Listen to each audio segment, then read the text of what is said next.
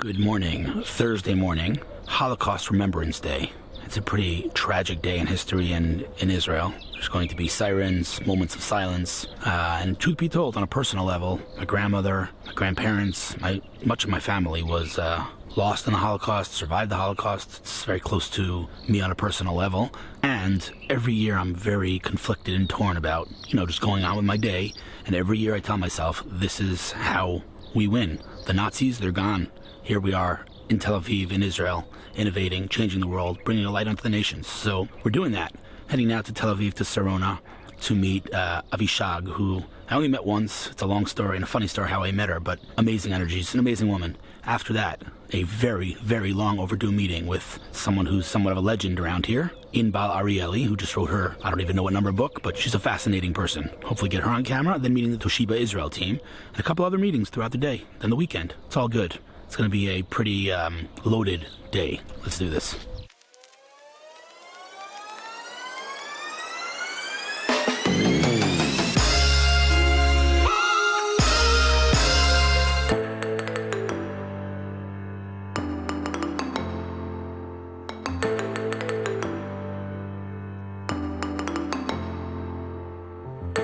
We made it to Tel Aviv bright and early, parking on the street, heading to meet Avishag now. And really, on the way to Tel Aviv today, my eyes kept filling up with tears at the thoughts and memories of everything that went on in the years of World War II and the Holocaust. 6 million people. We use that terminology, we use that term, we use that number all the time. But do you think about it? 6 million people.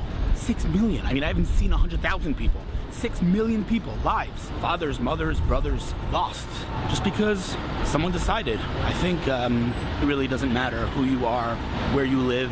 As a human being, as part of our species, you really need to ask yourself how humanity let that happen. And when I say let that happen, I'm not referring to Hitler, to the Nazis. I'm talking about the world. The world knew what was going on there. Camps, children, and the world did nothing. Sat there idly, just indifference. Not even going to talk about today's anti-Semitism. Germany, 70% increase in anti-Semitism last year. 70% in 2019. Not even going to talk about that. Just as a human being, we need to ask ourselves how we let that happen. How could that have happened? Pretty twisted stuff. But again, the only way to win is continuing to build the future, which is what I'm trying to do. All right, heading to my first meeting now.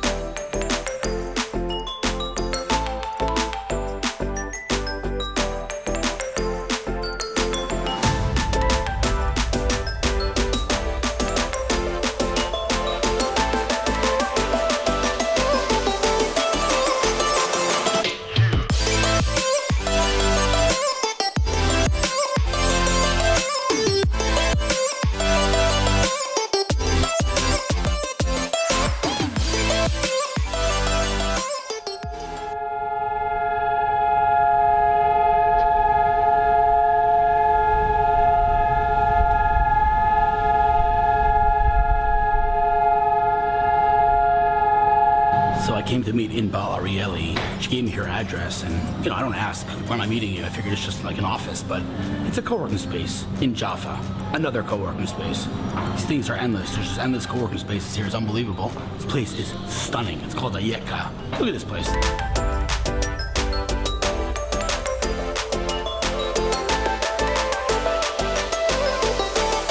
So I here am sitting with someone who's somewhat of a brand. People talk about building brands. You gotta tell me how you did that, because we've never met, or officially we've never met before, but I've heard your name from easily 1,000 people over the years. Who are you? What's your name? My name is Inbal Arieli. Inbal Arieli, the one and only. First of all, I'm glad we got the chance to meet. So am I. I feel like I was talking too much in our meeting, that we have to have another meeting where I can let you talk, because you're a lot smarter than me. Okay, so real quick, okay, just like 2 seconds. Who is Inbal Arieli? Background. Little bit of background. Israeli. I like to say that I'm born and raised on hummus and chutzpah. Love it. I love that. I'm a mother to 3 kids, and I'm a serial tech entrepreneur. I've been in the tech space for the past 20 years, my entire career. Love the Israeli ecosystem. Love it. It's music to my ears. I'm going to say something. I don't know if this is going to make you look awkward. You do not look old enough to have been working in this space for 20 years. Well, more than 20 years. It's amazing. Amazing. All right, Thanks. So listen, here's the thing. I mean, you wear so many different hats, right? But, you started the 8200 EISP, the accelerator. You've worked with some of the biggest names in Israeli tech, like Dov Moran, who invented the thumb drive. I mean, you're a big deal. You're a big deal. Whatever. Okay, but the problem is, you know what the problem is with people who are a big deal? They don't know it. It's always a correlation between greatness and humility. So I know you're very humble, so I'm not going to embarrass you anymore. But there's some big news coming up. Yeah. Tell me about that. Booyah! First of all, congrats. Thanks. Isn't it like the most? I haven't published yet, but I imagine it's super satisfying to be holding a book that you wrote. Like, it is amazing. So tell me about this book. Talk to me. What is it? So throughout my journey in the tech space, side by side, my personal journey as a evolving as a person in this world, as a mom, I realized that the most critical skills that our kids would need in the future are somehow relevant to the ones I see in Israeli startups and Israeli entrepreneurs, and are fascinating the world today. And these are all soft skills that are related to entrepreneurship, but in my opinion, are cultivated here in Israel from a very, very young age. Really interesting. So let me interrupt you for 1 second. I'm sure you get this question 100 times. I get it at least 50 times a day. How do you explain Israel's success? I get that. Oh, I'm like, there's books written on this. Like, you want me to answer you in an email? Like, there's the freaking.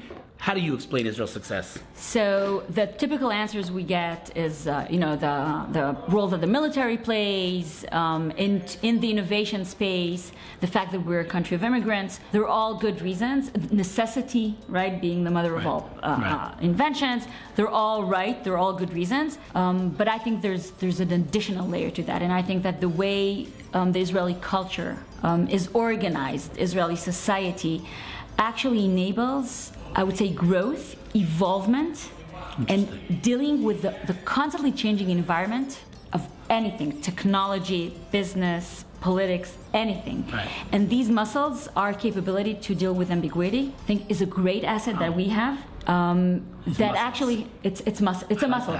And exactly, and we were all born with it. Whether you're born in the U.S., in France, in Japan, or in Israel, you're born with that. The question is, do you practice these muscles? Right.